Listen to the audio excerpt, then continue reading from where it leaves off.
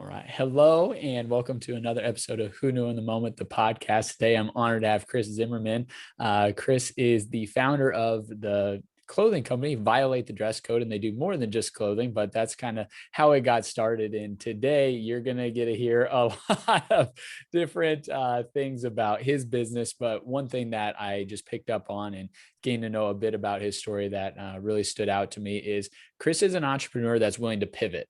I think too many times in, starting a business, you just say, no, this is what we do. And you let competitors, surpass you. And what Chris has done in his business is said, hey, this is what we started with, but we found out that we have a different area of the market that we're going to attack. Times if we continued with our original. Yeah. And so, we're going to learn a little bit about his ability to pivot and his willingness to, drop the ego and say, all right, well, what works? Let's attack that. So Chris, thanks so much for being on today. Oh, you're welcome, man. I'm glad to be here. Absolutely. Now, I want to start in your early age because you mentioned that both of your folks were entrepreneurs, your dad in a window company, your mom as a hairstylist. And so was there anything that, even being young stood out to you, as you think back on it, that really encouraged you to look at the entrepreneurial route? Not so much being an entrepreneur. I actually thought I was going to end up working with my dad at one point as years went by. There's just, because it was family owned, there was issues with the family. He ended up just wanting to be happy and left money and just did his own thing. And that was gone. Even looking back to this day, I always tell people, I don't even know how, and I'm very shocked I even went to college and made it through, because my parents never were like, you better go to school, you better, never really harped on anything. They always kind of let me do my own thing and try different things, which is kind of strange to say in today's world, but yeah, looking back, if you were to tell me I'd be running a women's legging company, I would laugh. Right. If you told me that 10 years ago, I'd be like, okay, man, what kind of drugs are you on? Because there's no chance that's ever happening, And here we are. Yeah. Initially I wanted to be a nutritionist, went to school for that, learned very quickly that I was not dealing with people that were healthy and wanted to improve. It was really sadly people that were not healthy and almost did not care. Instead of wanting to do things that could help them improve their health, like change their lifestyle, it was more, what drugs can I take? Right. To help, instead of what can I do to improve my eating habits?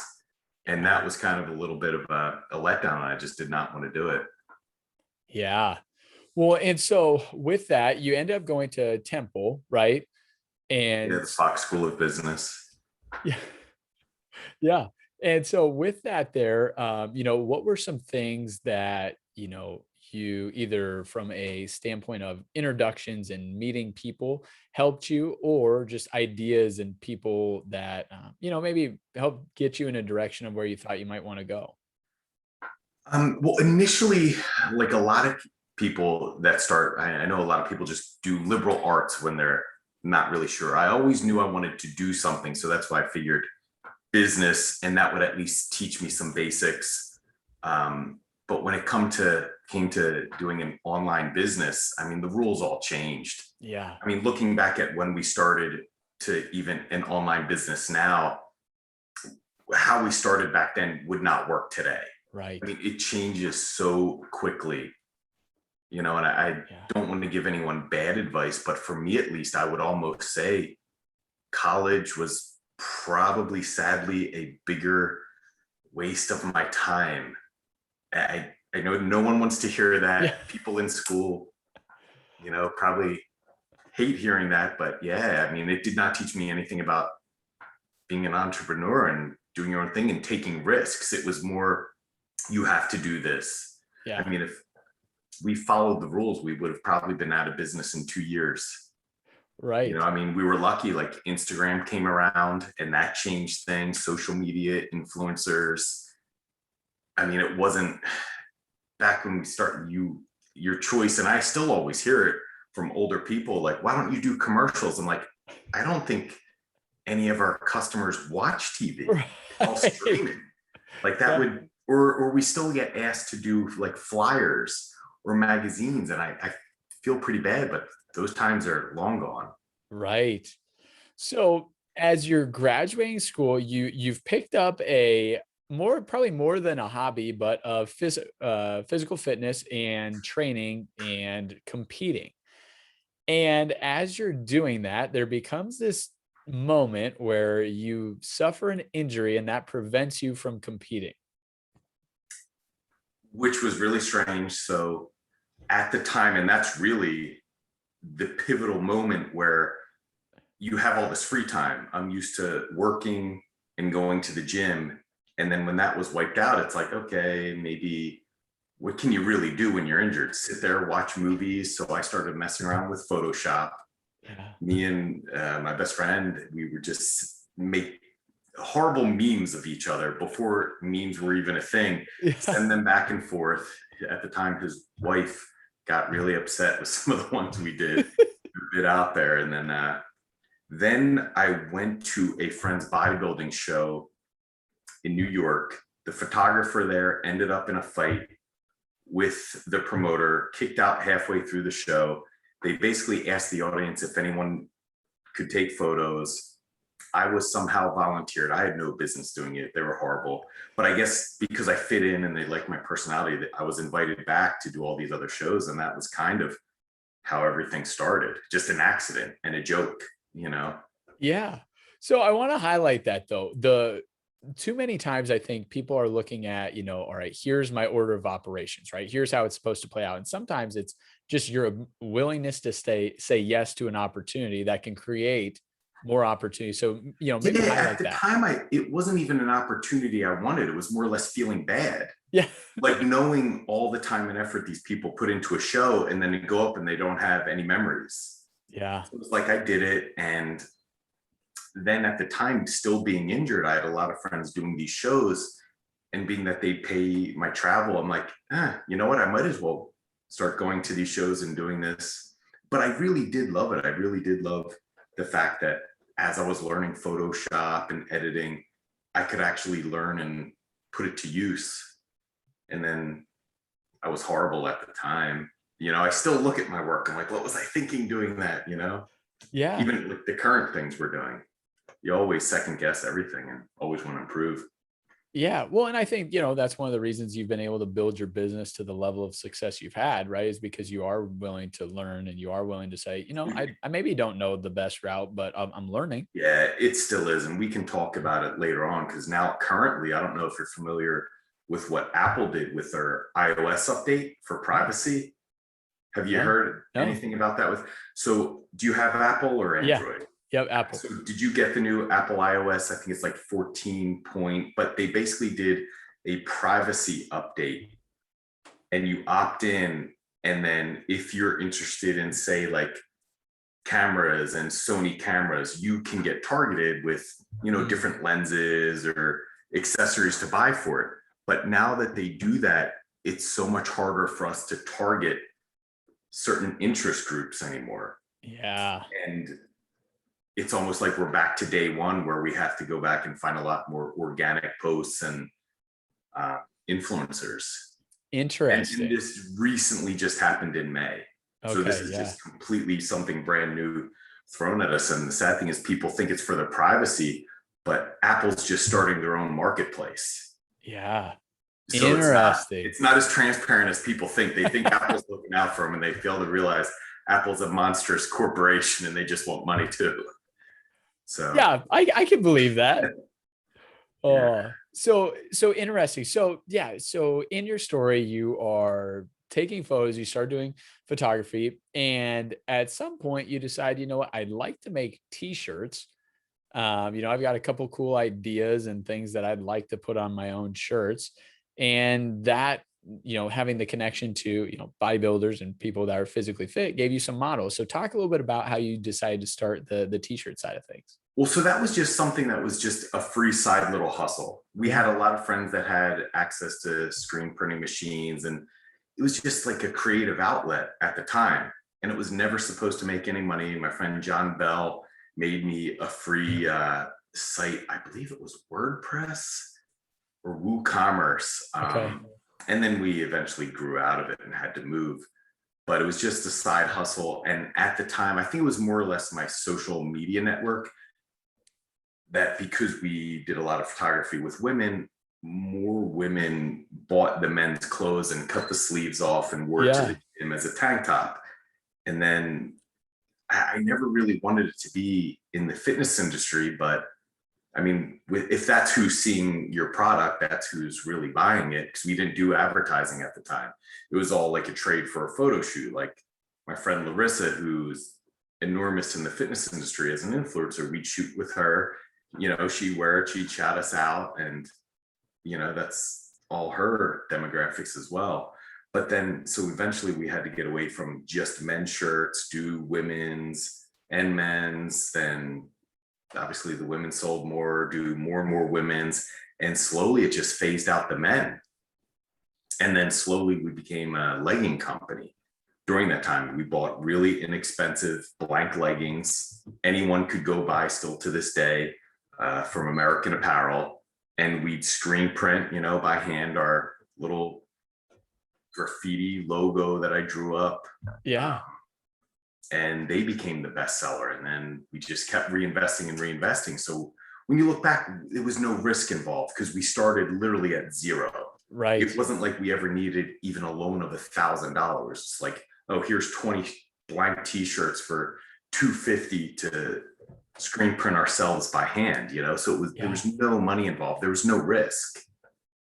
So as you're doing that, you know, I tend to find that there's certain moments as you think back to it, you're like, all right, I really feel like this could become a business, right? You may not know the, you know, full size of it, but when did you feel like, hey, this is really growing into a business that I think, I mean, could be sustainable as a potential career? There were two things that kind of accidentally happened that we didn't mean. And one involves my girlfriend, Elle. It was pretty funny. We were shopping for props for a photo shoot for her at the time. It was for a hoodie, and we went to South Street and bought, I mean, some cheap, and I mean cheap, leggings that were basically see-through. And we had so many comments, where are those leggings from? And then we went, found the wholesale distributor and got them wholesale and just put our logo on it. Yeah. That was actually our first leggings that were somewhat a little different and custom. They had holes in them. I actually have the picture hanging on my fridge. I wish I could yell to Elle, who's downstairs now, just, hey, can you show me that? Yeah. I might send it to text. Do it. That'd be great. Yeah, but that was one of those moments that moved us from tops and hoodies to leggings. And then later on, it was basically, I was still working a job. I was a regional sales manager. And we did a Black Friday sale for our hoodies. And it was bigger than we thought, where I had to call up two friends to help process and pack all the orders. I mean, and if you would have saw how we ran the business back then, it was kind of a joke. I remember one of my friends gave me the first harsh critique. And at the time, you know, you're always open to critiques, but it was something I didn't really think about. She is one of the higher ups in Google, has done a lot of work with their Android phones. And I don't even think she really liked our product. I think she just bought it out of pity. We sent her a shirt, and her critique wasn't actually even about the clothing. It was the packaging and the first impression. And it was literally, we would take your shirt, fold it up, put it in a bubble wrap manila envelope and send it out. Handwrite your address on there. And she was literally like, you really need to step this up. The first impression is horrible. And she was saying the amount they spend to design the packaging on the Android phones is almost more than they're spending to design phones themselves, because the first impression is that important. And that was really the first major critique we got. I'm like, huh. And it took maybe 6 years to finally put clothing tags on, because I never wanted to justify the extra expense. Right. You know, the items are selling. Why spend, you know, the few hundred to get a bunch of clothing tags connected to the clothing? Why do this? Why do that? But then you realize how right she was, that the first impression really matters. Whether you have the greatest pair of leggings in the world, I mean, that does affect people's perception. Yeah, absolutely. Now, to rewind a little bit, and then I want to come back to that idea of the packaging. How long did you continue to operate in your sales manager role before you end up leaving that to run the business full time? It was maybe a year and a half. Okay. Yeah, a year and a half to 2 years that we had to leave. And but once again, we, instead of hiring different things, I mean, I was doing everything from photos to edits to the social media to finding athletes. So I mean, Yeah. even now, we're still a very, very small company. And we're at that pivotal point where it's like, what do we bring in? What expenses can we pay? But then do we lose that personal touch? Yeah. But you might need to at some point, because we'll see even new companies pop up and you're almost like, wow, they're doing that right. Yeah. You know, and we're still running around like chickens with our heads cut off, trying to fix everything, you know, last minute. Yeah. No, that's good. And I ask that because, you know, in the entrepreneurial world, it's so interesting to hear differing people's opinions, right? Some people say, hey, if you're going to start a business, you got to just jump in, right? You know, quit the 9 to 5, just jump in. Otherwise, your business might never take off. Then there's other people like Damon Johns, who created Fubu. So some of the younger listeners may not know what that is. For some of the older You listeners, still watch Shark Tank all the time. yeah, exactly. It's a Shark Tank reference. But you know, he always talked about how he worked a regular job or a day job for 3 years before he ever stopped and really dove into entrepreneurship. And he said, you know, the risk really wasn't worth the reward for me. You know, hey, I had a good job. I wanted to just cash flow my life with that. So that way, on the business I was creating, I could just pour everything back into the business and not need to live off that. So as you think about that, you know, any insight that you'd give to folks or any thoughts that you have on that? I actually have to agree with them. Yeah. Unless you have a good chunk of money put aside where you can live for a bit, because unless you find this magic formula, you're not going to be making money immediately, or you have to spend an exorbitant amount. I mean, what we're spending now with Facebook and Instagram ads, if you would have told me that, like I said, when we started 8 years ago, I'd be like, no, are you sure? Right. But I actually had recently, when I say recently, it was at this point, geez, like, I mean, COVID almost to me just didn't exist that whole year. Right. But it was about 2 years ago. I had a friend who was seriously considering starting his own business and did. And I was trying to talk him out of it because he did not have the right mindset. Yeah. Over my first 4 years, I mean, I can tell you, one of my best friends, Rob Racklin, the only time he would see me, he would come to our little screen print shop, and I'd give him money for Wawa, which is a local little sandwich place, to bring me a sandwich. Like, you do not have a life. Right. You know, and this guy, the reason he wanted to do his own business was so he could set his own hours. And I'm not saying this to make fun of him, but because he wanted to go to happy hour every night. And I'm like, dude, if you're doing your own business, you don't have a secretary. You don't have, like, the last thing you can do is set a schedule, because you're doing the whole shebang, you know, like you're not going to have a free second. Like, I was working every day. Even I can tell you honestly, the only times I took trips, which may have on social media appeared to be a fun vacation, it was all marketing. Right. Photo shoots for marketing and advertising. Like, I mean, I was 7 days a week for sure, you know, after quitting the job. But the job was the stability that I did put everything back into the business, and we slowly ordered more and more. But like Damon John, I mean, I'm sure he may have started off bigger than we did, but we started so small and slowly scaled up. That's why it wasn't as much a risk. Now things are a bit more risky with the amount of items, orders, and the bulk manufacturing runs we're doing. It is a little different, but it wasn't like it happened overnight where we started off with, you know, mom giving me $100,000 to place a big order. Like I said, I mean, it was literally like 20 shirts. And once again, they only sold because friends felt bad for me. You know, they're like, what is this idiot trying now? I don't want him to starve. Here, I'll buy this crap. No, and so I think that's very important thing to highlight, because at the end of the day, entrepreneurship is definitely, there's a lot of attractive and great qualities of being your own boss, running a company.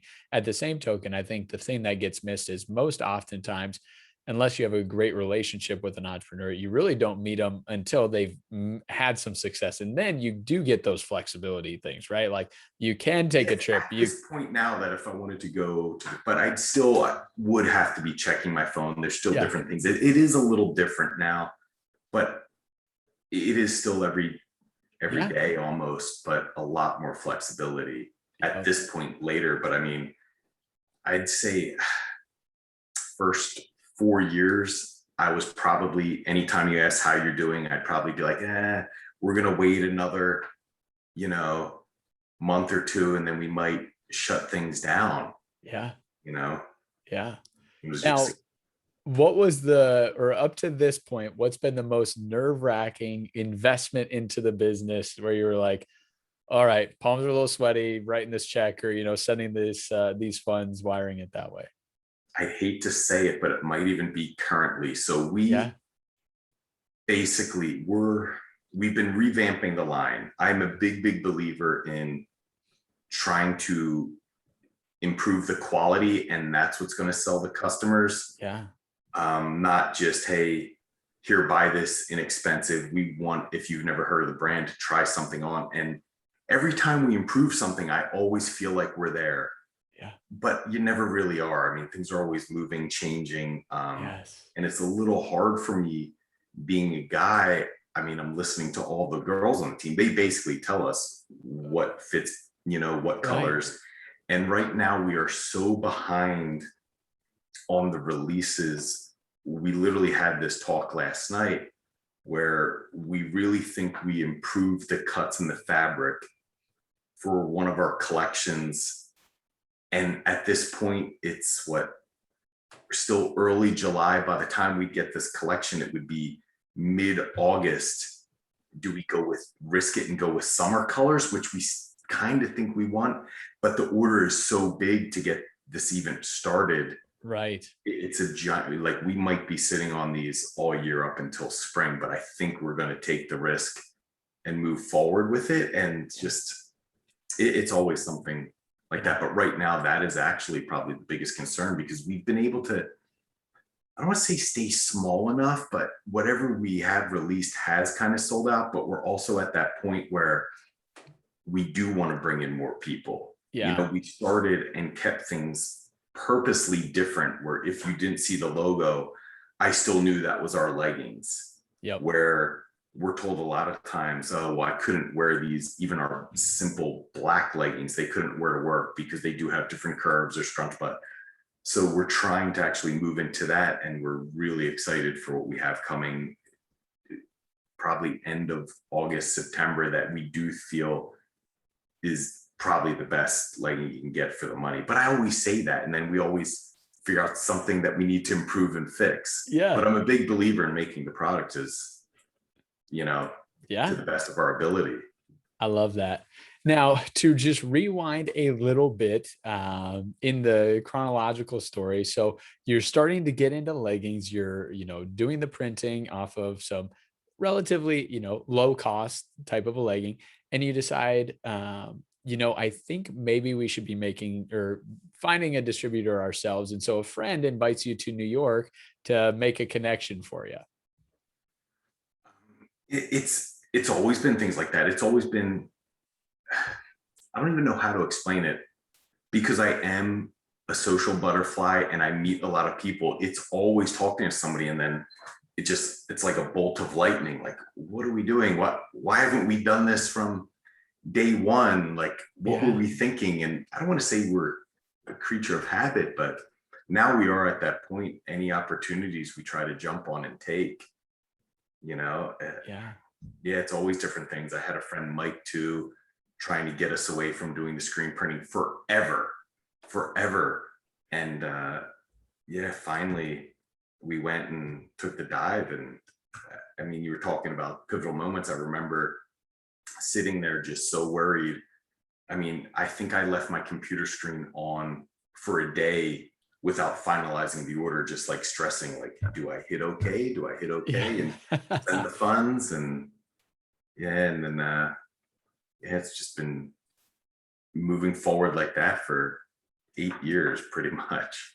Yeah. So just talking a little bit about, going from buying, probably with someone here in the United States versus getting shipments of products from outside the United States.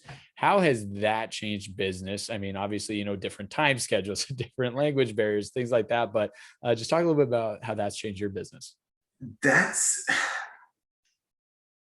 I don't even know, because there's some positives and some major negatives Yeah. where we've got some samples in, loved it, ordered a bulk manufacturing run, and they sent a completely different fabric blend.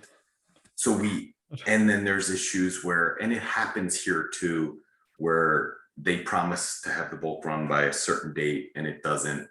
But I mean, at this time though, until there's like one global economy, I mean, you name the country and we've had items marketed there, and it just really does seem to be the overseas has been where it's been at for us, in turn, not even to save a penny. I could care less about that. Yeah. It really is the quality. We ended up going to the LA fashion district and they just could not match the quality.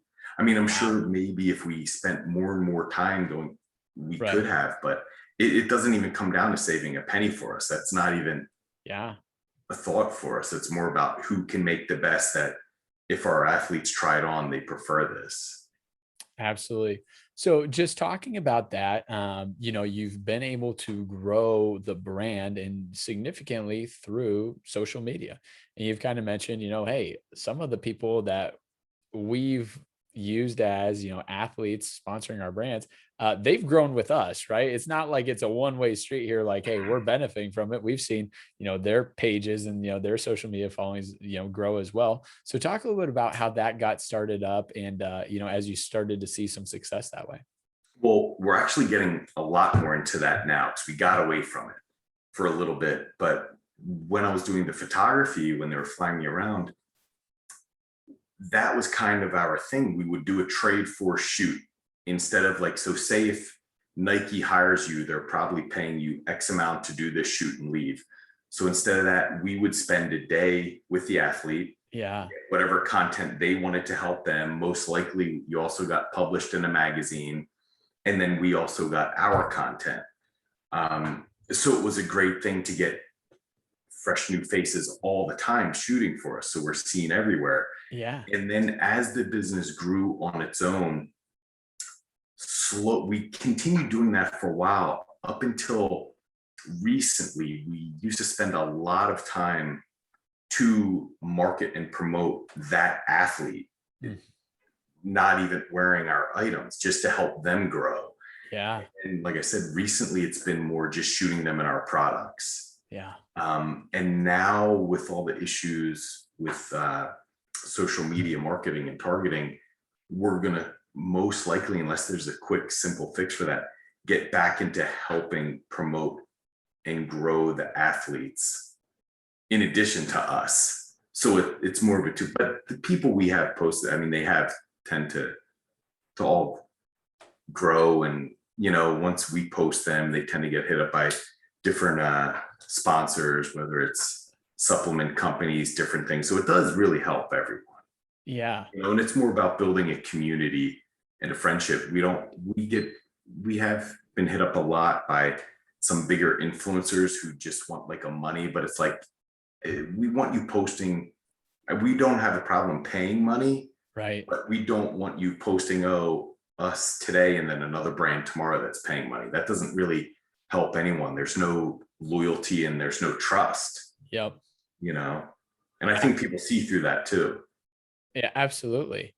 Yeah. And I think, I had heard you say in an interview once, you like the idea of people actively wearing something opposed to like, hey, you should go buy this product, right? That helps much more. We Yeah. actually Hey. had this talk with an athlete a week ago who was a Yeah. little upset that we cropped out her code. And I'm like, and I had to explain, like, people don't want to see you posting for sales. If you're wearing it because you love it to the gym, that's all you need to do. And it will help you much more because we do give them a percentage of their sales. Yeah. And it actually does help them. Imagine every time you see me, I'm like, hey, buy this Gatorade. You'd be like, okay, Chris, like I'm ignoring everything you post.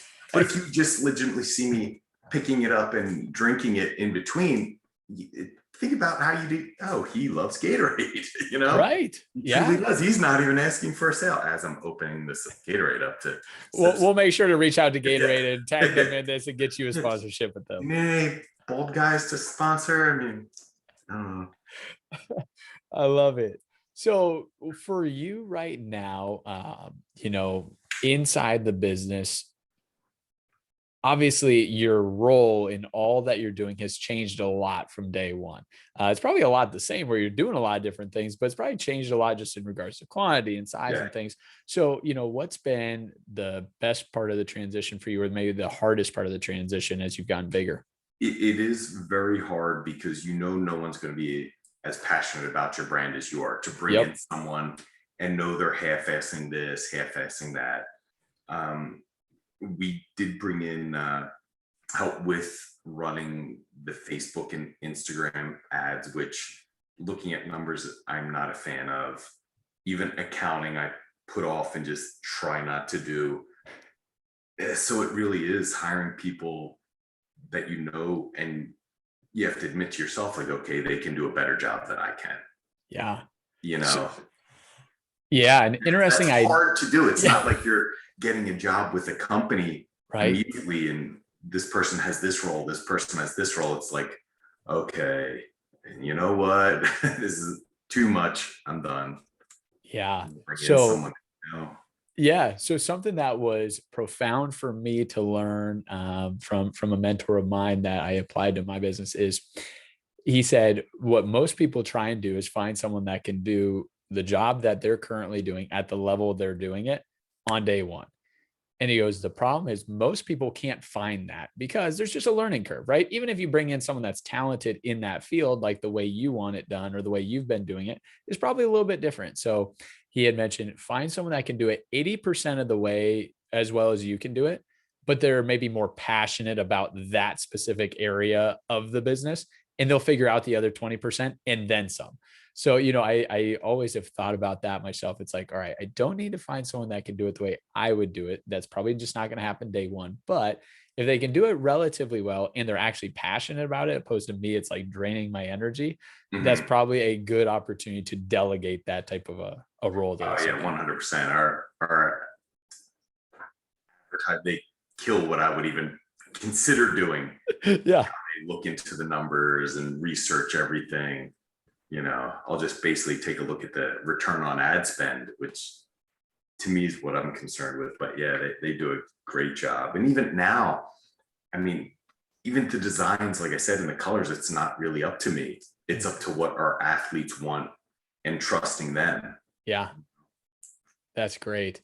Now, one story that was very interesting to me, it combined a childhood passion of yours, which it probably still could be, and that was sketching comics, and a release of leggings that you had designed, and maybe some trouble fulfilling the orders when you thought you were going to be able to do that.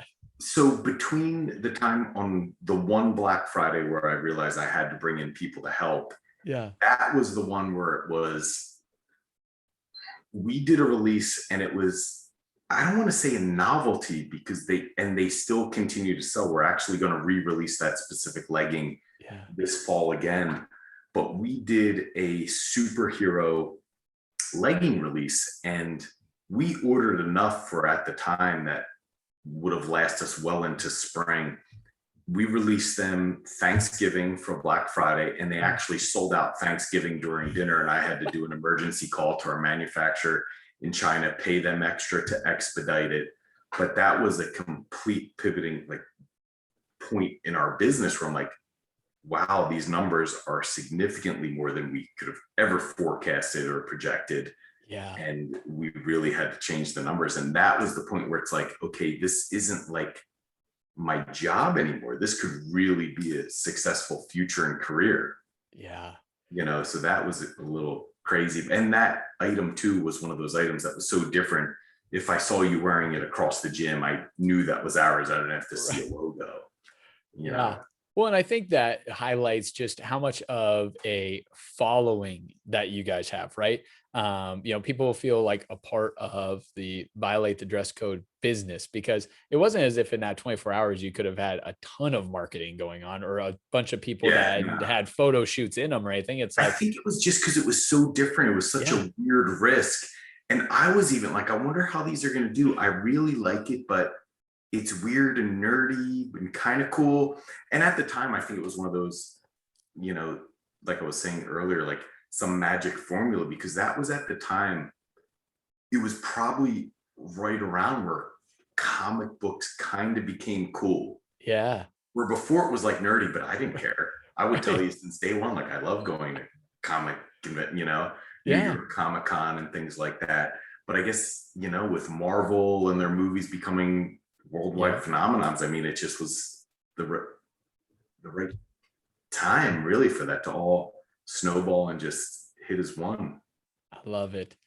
Now, was Violate the Dress Code always the name of the business, or did that become a name at some point during the growth of it? It was never meant to be. It was when we were trying to, for the men, it worked. Yeah. And for the women, I guess it did too, because in a way, we just want you to be you.